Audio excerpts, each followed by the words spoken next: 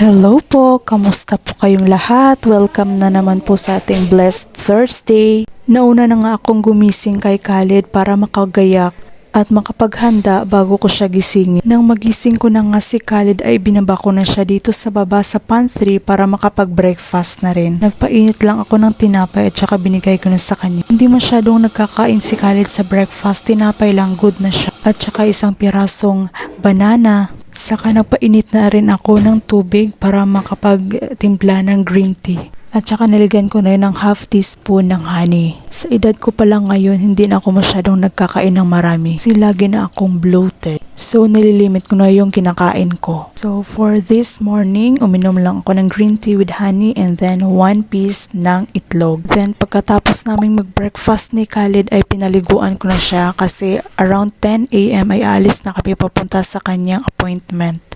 Around 12:45 ay umuwi na rin kami ng bahay.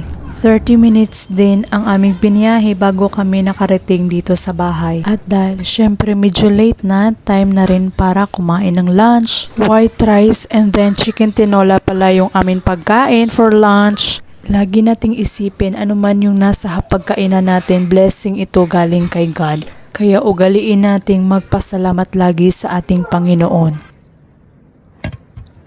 Around 2 p.m. nga ay naghanda na rin ako ng gamit ni Khaled kasi meron po siyang swimming around 3 p.m. Handa ko kanyang swimming clothes at saka syempre yung extra clothes niya para magbihis pagkatapos niya mag-shower. Dito nga lang pala siya mag-swimming dito sa gym nila ng kanyang lola kasi meron din namang swimming pool. Nagmamadali na nga kami kasi exactly 3 p.m. na nga magsisimula na kanyang swimming lesson.